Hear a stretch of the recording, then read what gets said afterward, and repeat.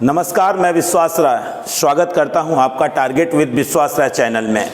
आज का न्यूज़पेपर आपने पढ़ा होगा जिसमें बेसिक शिक्षा विभाग सरकार ने भी ये कदम उठाना चालू कर दिया है। लगातार वैकेंसियां जो बार बार हम नाम ले रहे थे शिक्षक पात्रता परीक्षा का कि अब कब होगा, क्योंकि पिछली पात्रता परीक्षा लगभग 2 साल से ऊपर हो चुकी है।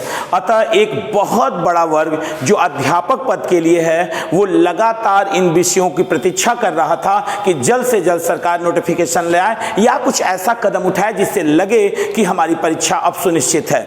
तो अब सरकार ने भी सभी बेसिक से ये मांगना चालू कर दिया है कि कितनी वैकेंसियां खाली हैं, और 70,000 से ऊपर वैकेंसियां ये क्लियर हो चुकी हैं कि खाली पड़ी हुई हैं। और कंफर्म बताएं कि आपकी वैकेंसी 70,000 से नीचे नहीं होने वाली है।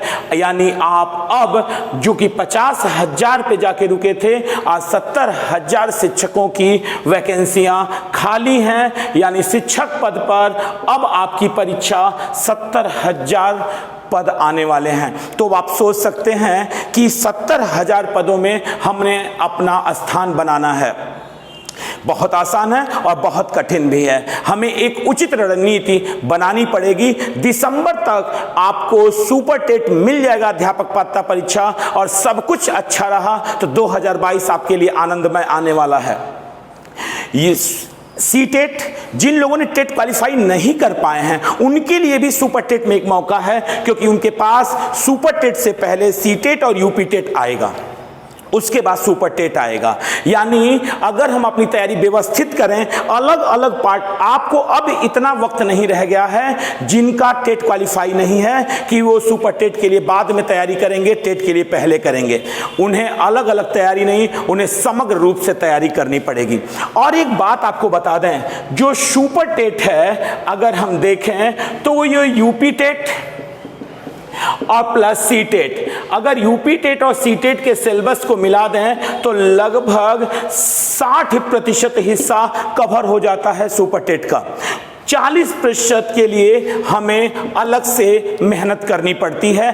अगर आपने सही तरीके से मेहनत करके एग्जाम दिया है तो, आपके पढ़ने का तरीका अलग रहा है तो, अगर आपके पढ़ने का तरीका वन लाइनर रहा है, बातों को आप नहीं समझ पाए हैं तो आपके लिए कठिनाई आने वाली है। सबसे आसान रणनीति अगर हम देखें कि इस सुपर टेट यानी अध्यापक पात्रता परीक्षा की हम किस प्रकार से रणनीति तय करें, सबसे पहला विषय तो यही है। सबसे पहला विषय तो हम जानते हैं कि वह 150 का स्कोर होने वाला है और 110 प्लस हमें लाना ही होगा। मैं फिर कह रहा हूं आपसे, 110 प्लस लाना ही होगा, चाहे एट एनी कॉस्ट, किसी भी कीमत पर। और इसके लिए 110 प्लस के लिए हमें रणनीति तय करनी पड़ेगी। ये रणनीति कैसे तय होगी?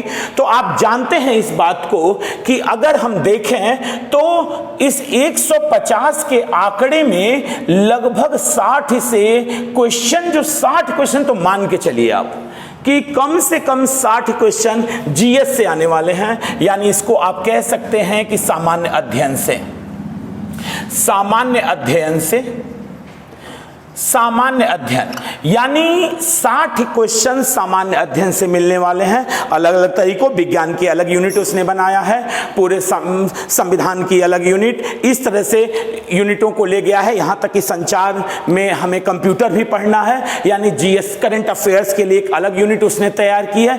अगर हम अपने 60 क्वेश्चनों पर धारदार अगर प्रहार करें तो यकीन मानिएगा कि यहाँ से हमें बहुत सारे क्वेश्चन आसानी से मिल जाएंगे यदि हम सिलेबस पर अपनी निगाह डाल लें तो। उसने, अगर हम लैंग्वेज को देखें आपके, तो लैंग्वेज को 3 लैंग्वेज में बांटा है। 20 की हिंदी किया है उसने, 10 नंबर की उसने संस्कृत किया है, और 10 नंबर की उसने इंग्लिश किया है। यानी हमें तीनों लैंग्वेज पढ़नी है। तो जो लोग टेट और सीटेट देना चाहते हैं वो ये ना कहें कि हमें 30 नंबर की केवल संस्कृत ही पढ़नी है, हमारा इंग्लिश नहीं है, और इंग्लिश वाले कहें कि हमारा संस्कृत नहीं है। इतना वक्त आपके पास नहीं है।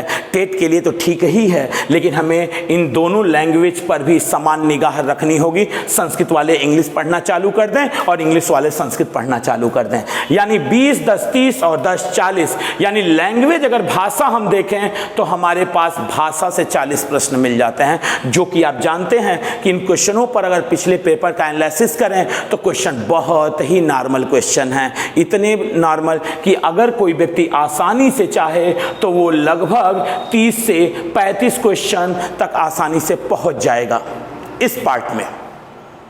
मनोविज्ञान, अगर हम मनोविज्ञान की बात करें उसका सिलेबस, साथ ही साथ मनोविज्ञान को 2 भागों में हमें बांटना होगा, एक को थिंकर और एक को थियरी में।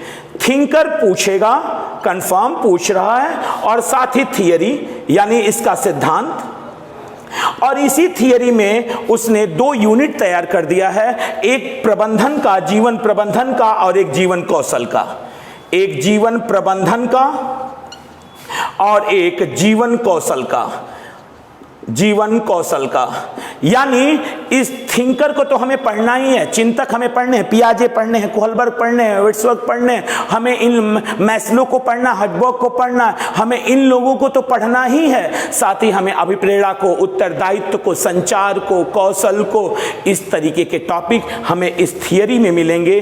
और साथ ही यहीं से जीवन कौशल और जीवन प्रबंधन जैसे यूनिट जो आपकी भारी दिखाई दे रही है वो आपकी तैयार होगी, और इस थिंकर से जो एक यूनिट मनोविज्ञान की है वो आपकी तैयार हो जाएगी। 2 चीजें जो बहुत ज्यादा टेट के बच्चे लगभग प्रतिशत में डरते हैं वो आपकी मैथ और रीजनिंग की है। मैथ और रीजनिंग की है। आप जानते हैं कि जो रीजनिंग है वो 5 नंबर की है, तो रीजनिंग 5 नंबर आज ही, और 5 नंबर रीजनिंग बड़ी सिंपल रीजनिंग है, यानी इस 5 में तो गलती करनी ही नहीं है। और मैथ भी सिंपल तरीके का है, वो सीटेट की तरफ बहुत अंदर तक मैथ नहीं ले जा रहा। कुछ 1-2 क्वेश्चन को एक्सेप्शनल है, उनको छोड़ दें तो मैथ और रीजनिंग पर हमें एक मिश्रण देके, यानी कि टेट भी देने जा रहे हैं तो रीजनिंग को तैयार करते रहें कि यूपी टेट रीजनिंग को भी कवर कर रहा है अपने मैथ 30 नंबर के मैथ में। यानी हम मैथ और रीजनिंग को यहाँ से मनोविज्ञान के थिंकर और थियरी करेंगे। जीवन प्रबंधन और जीवन कौशल के कुछ ही यूनिट बच पाएंगे, अन्यथा सब समाप्त हो जाएंगे।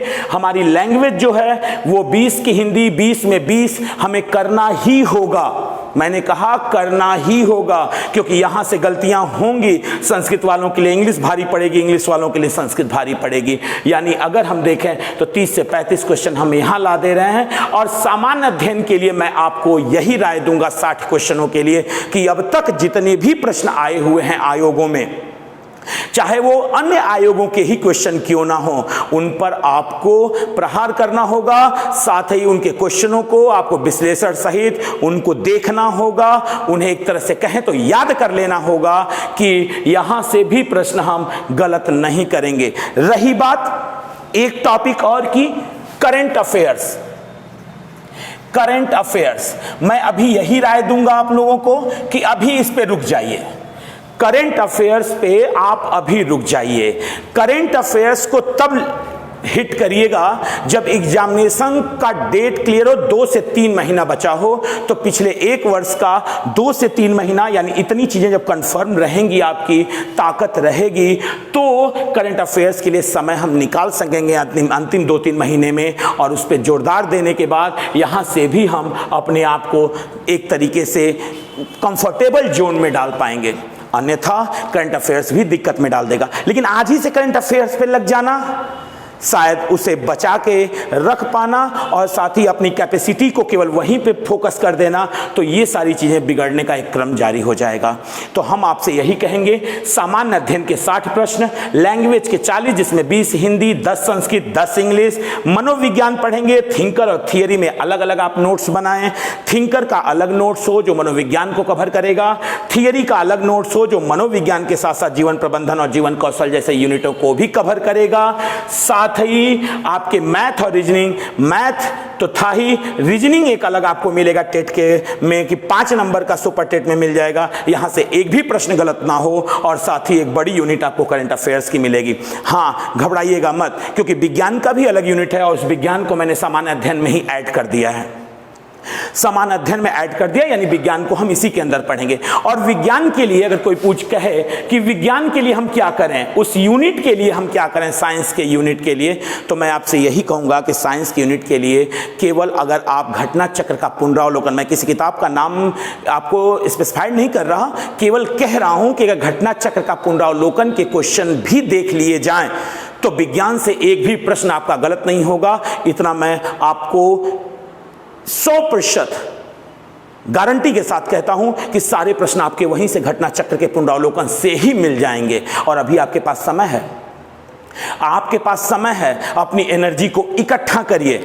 इस महामारी के दौर से आप बाहर निकल रहे हैं, अपनी एनर्जी को इकट्ठा करिए, अपने टेबल को सजाइए, साथ ही साथ अपने लक्ष्य पर एकदम आपका सिलेबस आपके सामने हो, आपकी रणनीति सामने हो, और अगर इस रणनीति से आपने किया तो 100% सफलता 100% सुनिश्चित है। और अपने टेबल पर लिख दीजिए कि किसी भी कीमत पर हम 110 से नीचे नहीं आएंगे, यानी 150 में 110 प्लस बहुत बड़ा स्कोर नहीं है, बच्चे पा रहे हैं। इसी मंच से बच्चों ने 115 नंबर तक लाया हुआ है एक ग्रामीण इलाके से, तो हम आशा करेंगे कि आप इस रणनीति पर आगे कार्य करेंगे। आगे भी हम इस वीडियो के साथ साथ आगे भी अन्य वीडियो आपकी रणनीति पर हम लाते रहेंगे।